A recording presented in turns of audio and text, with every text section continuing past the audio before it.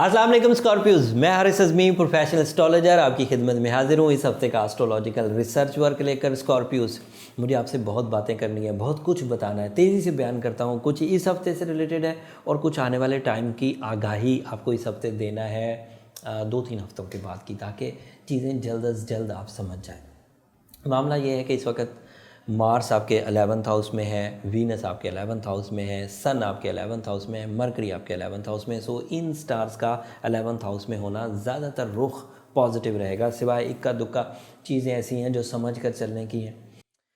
इन सितारों से बहुत सारे बेनिफिट मिलेंगे। ये बेनिफिट ऑफ दिस कंजक्शन बड़ी है, समझने की भी है और बहुत ज़्यादा कैश करने की भी है। बट जाते जाते सिर्फ एक जुमला बोलकर आगे बढ़ जाऊंगा ताकि आप उस जुमले की शिद्दत को समझ सकें, आगे हालात को समझ सकें। ये सब स्टार्स जो आपको इस वक्त 11th हाउस में बेनिफिट दे रहे हैं, ये सब स्टार्स अगले कुछ दिनों में 12th हाउस में चले जाएंगे और आपके हालात लिब्रा के हालात जैसे होना शुरू हो जाएंगे। 12th हाउस में ये सब स्टार्स थोड़े थोड़े गैप से 1 महीने के लिए जाएंगे ही जाएंगे।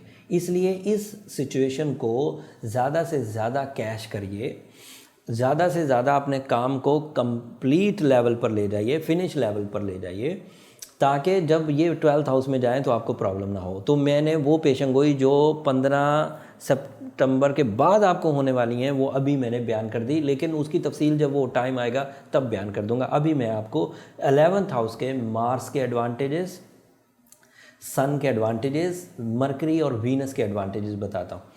कुछ स्कॉर्पियोज के लिए वीनस पॉजिटिव नहीं होगा, बेनिफिक नहीं होगा, सब के लिए नहीं, कुछ स्कॉर्पियोज के लिए। उसकी एक वजह है, वो वजह एस्ट्रोलॉजिकली कम्बस्ट ऑफ वीनस कहलाता है। जब मार्स और सन के दरमियान वीनस आता है और उसकी डिग्री 10 डिग्री से कम हो, मतलब वो बहुत ही क्लोज हो जाए सूरज के, तो वो कम्बस्ट होता है, मतलब वो अपने बेनिफिट देना बंद कर देता है। जिन लोगों के जायचे में वीनस सूरज से 10 डिग्री के करीब आ गया है, 10 डिग्री से भी कम डिग्रीज पर आ गया है, वो लोग लव सेक्टर में कुछ क्राइसिस देखेंगे। उन क्राइसिस में नाराज़गी का पहलू, प्रपोजल का रिजेक्ट हो जाना, शादी का डिले हो जाना या मियाँ बीवी के दरमियान ट्रबल फेस करना, ये मुमकिनात में है। दोस्तों में भी नाराज़गी पैदा होना एक पॉसिबिलिटी है। बट जिन लोगों के यहाँ स्कॉर्पियो 10 डिग्री से जिन स्कॉर्पियोज़ के यहाँ वीनस 10 डिग्री से ज़्यादा दूर है, उन लोगों के यहाँ ये कम्बस्ट सिचुएशन पैदा नहीं हुई है। वो लोग अपनी मोहब्बत में उसी तरह रानाई देखेंगे, उसी तरह प्लेजर्स देखेंगे, उसी तरह डेवलपमेंट देखेंगे, उसी तरह ग्रोथ देखेंगे। तो जिन लोगों को ये खदशा है कि उनके यहाँ प्रॉब्लम्स आ रही है, वो अपना ज़ाती नौयत का जायचा, अपना लाइफ या पर्सनल चार्ट जो है अपनी डेट और टाइम ऑफ बर्थ से बनाकर चेक कर सकते हैं। उसके लिए नंबर नीचे चलते रहते हैं, आप चेक कर सकते हैं। बाकी मार्स आपका रूलिंग आपके 11th हाउस में पॉजिटिव है, हिजरत आप कर सकते हैं, जॉब स्विच आप कर सकते हैं, शॉर्ट टर्म इन्वेस्टमेंट्स आप कर सकते हैं, फैमिली के साथ ट्रिप, शॉर्ट टर्म सैर व सियाहत के लिए जा सकते हैं। ये पॉसिबिलिटीज़ आपके लिए बनी हुई हैं एंड इसके लिए आप एनर्जी भी महसूस करेंगे, ग्रोथ भी महसूस करेंगे। वीनस जिन लोगों के लिए पॉजिटिव है, उनके 11वें घर में होने की वजह से अगर अब किसी स्कॉर्पियो की शादी होती है और उसका वीनस कम्बस्ट भी नहीं है, पॉजिटिव है, तो उसकी शादी उसे सडन रिवॉर्ड्स की तरफ लेकर जाएगी। खूबसूरत बीवी मिलना या खूबसूरत फितरत की बीवी मिलना, दोनों पॉसिबिलिटी है। एंड इसी तरह हस्बैंड, अगर कोई स्कॉर्पियो वाइफ हैं तो उसके लिए अच्छा कंपेनियन लाइफ पार्टनरशिप का मिलना जिसकी फितरत में बहुत हम्बलनेस हो, बहुत ही लविंग एबिलिटीज़ हो, इस वीनस की वजह से पॉसिबल है। फिर वीनस की ये पोजीशन आपकी आर्ट एबिलिटी को बढ़ाएगी, जिससे आप भी मुस्तफ़ीद होंगे और आपके सराउंडिंग को भी आप इस्तिफ़ादा दे सकेंगे, उन्हें भी फ़ायदे दे सकेंगे। इस आर्ट एबिलिटी की वजह से आपको प्लान करना अच्छा लगेगा और ज़िंदगी में कुछ निखार पैदा कर सकेंगे, ज़ात में भी कुछ निखार पैदा कर सकेंगे और ज़िंदगी में भी। एंड वीनस की पोजीशन आपके लिए पब्लिक इमेज और पर्सनल इमेज को भी अच्छा कर देगी। आप अपने आप को भी पसंद करने लगेंगे और लोग भी आपको पसंद करने लगेंगे। मरकरी की वजह से आपकी जहनी काबिलियत में इजाफा होगा। लेकिन मैंने अक्सर ही प्लैनेट्स का स्टार्स का जायचा या हॉरोस्कोप बयान करते हुए ये बात बोली थी कि मरकरी के 2 ही काम है, वो ज़हनी ज़रखेज़ी देगा और कम्युनिकेशन को अच्छा करेगा। ज़हनी ज़रखेज़ी उसने हर हाउस में ही देनी होती है और उसने कम्युनिकेशन को हर हाउस में ही अच्छा करना होता है। लेकिन जिस हाउस में होगा आपकी कम्युनिकेशन और ज़हनी ज़रखेज़ी का ट्रेंड उस तरफ को बन जाएगा।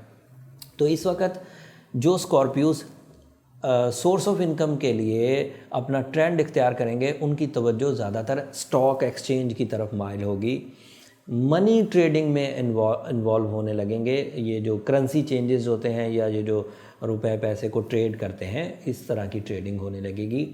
प्रॉपर्टी की तरफ तवज्जो स्कॉर्पियोज की बढ़ने लगेगी एंड शॉर्ट टर्म इन्वेस्टमेंट्स की तरफ लाइक छोटी इन्वेस्टमेंट करी और जल्दी से फ़ायदा। सो इस तरह के ट्रेंड मरकरी के 11th हाउस में आने की वजह से स्कॉर्पियोज को पैदा होंगे। अगर इसे कैश भी कर लिया जाए तो इसमें कोई मुज़ायका नहीं, अच्छी बात है। अगर कोई अपॉर्चुनिटी सामने नज़र आती है उसमें इन्वेस्ट करना आपके लिए भी मुफीद है, और फिर जिन मकासद के लिए इन्वेस्ट कर रहे हैं उसमें आप पब्लिक को भी फ़ायदा पहुंचा रहे हैं तो कर लेना चाहिए, इसमें कोई मुज़ायका नहीं। फिर सूरज के 11th हाउस में होने की वजह से आप अपने हल्का अहबाब में अच्छे लेवल्स पर आ जाएंगे, टॉप 10 में रहेंगे या टॉप 3 में रहेंगे, सेंटर ऑफ अट्रैक्शंस बने रहेंगे, डिसीजन पुख्तगी से लेंगे, डिसीजन लेने के बाद पीछे नहीं हटेंगे, ये सब पॉसिबिलिटीज़ हैं।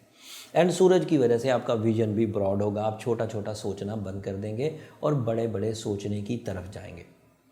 रिलेशनशिप का सेक्टर जो लोग ऑलरेडी निभा रहे हैं, अपनी प्रैक्टिकल लाइफ गुजार रहे हैं, उनमें भी काफ़ी रुझान मुस्बत रहेगा, लेकिन ये सब रुझान कुछ हफ्तों का मेहमान है, थोड़ा ध्यान करिएगा। फिर इन्हीं सितारों ने 11th हाउस में जाना है। So you are on edge of your pleasures and successes, इसलिए प्लेजर्स और सक्सेसेस को फाइनल टच दीजिए। जिस लेवल पर जाकर आपने अपना फिनिश लाइन क्रिएट करनी है वो क्रिएट करिए, ताकि अगले कुछ दिनों में जब ये स्टार्स डैमेजेस या स्लो एरिया में जाएं तो आपको कोई रिग्रेट नहीं होना चाहिए।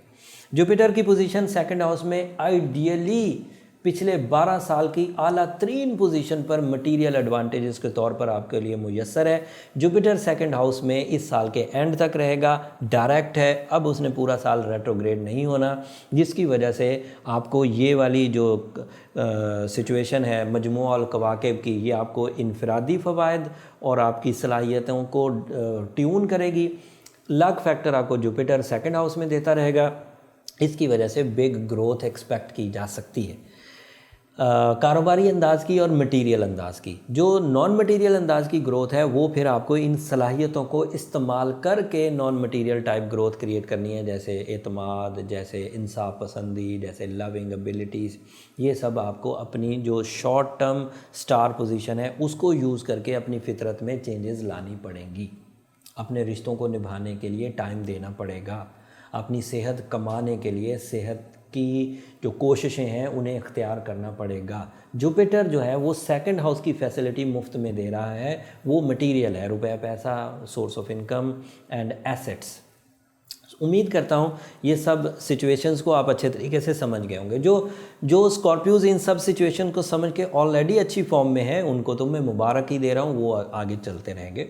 जो अभी लिंगर ऑन है, अभी कोशिशें कर रहे हैं अपने आप को इस्टेब्लिश करने के लिए, उन्हें ओपल ज़रूर पहनना चाहिए। उनकी कोशिशों में ओपल की इंटरफेरेंस कुछ केमिकल बूस्टर क्रिएट करेगी, जिससे वो कोशिशों को जल्द कामयाबी से हमकिनार होता हुआ देखेंगे। ऑल टाइप ऑफ सक्सेसेस, चाहे स्टूडेंट सक्सेसेस हों, लव सक्सेसेस हों, कैरियर सक्सेसेस हों।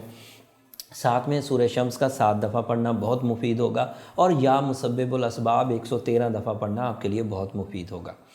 बस जो एहतियाती तदाबीर हैं वो ये हैं कि सॉरी, चीज़ों को जल्द अज जल्द रिकवर कर लिया जाए, फिनिश लाइन की तरफ ले जाया जाए। इस हफ्ते के लिए इतना ही है। स्कॉर्पियोज अगले हफ्ते इसी सिचुएशन में मज़ीद मैच्योरिटी आएगी और तफसील बयान करूँगा, लेकिन ये हफ़्ता और इसके अगला हफ़्ता काम एंड कूल एंड रूटीन में चलेगा। और जो लोग अपनी तर्ज में ज़रा सुस्त रवि का शिकार हैं उनके लिए भी अपने आप को संभालने के अगले कुछ दिन मुयस्सर आ जाएंगे। जो फास्ट हैं वो इस चीज़ों को जल्द अज जल्द क्रिएट करके अपनी कामयाबियों की तरफ बढ़ जाएंगे, लेकिन सभी के लिए सिचुएशन स्कॉर्पियोज़ के फ़िलहाल मुस्बत चल रही है। सिर्फ उन स्कॉर्पियोज़ के लिए नेगेटिव है जो कम्बस्ट ऑफ वीनस का शिकार है। वो जो खुद पता कर सकते हैं वो खुद पता कर लें, जो खुद पता नहीं कर सकते वो राब्ता कर सकते हैं। अगले हफ्ते तक के लिए अब इजाज़त दीजिए। मेरी आखिरी दरख्वास्त, एक तो आपने मुझे दुआओं में याद रखना है, जब भी कोई फ़ायदा उठाएं मुझे अपनी दुआओं में ज़रूर याद रखिएगा। दूसरा, चैनल को ज़रूर सब्सक्राइब कर लीजिएगा, इससे ज़रा हमारी हौसला अफजाई हो जाती है, हमें ज़रा और पैशनेटिंग वे में आपके लिए पेशंगोइयाँ या रिसर्च करने का दिल करता है। उम्मीद करता हूँ आप मेरी कम बात को ज़्यादा समझेंगे। अगले हफ्ते तक के लिए इजाज़त दीजिए। अल्लाह ने के बाद।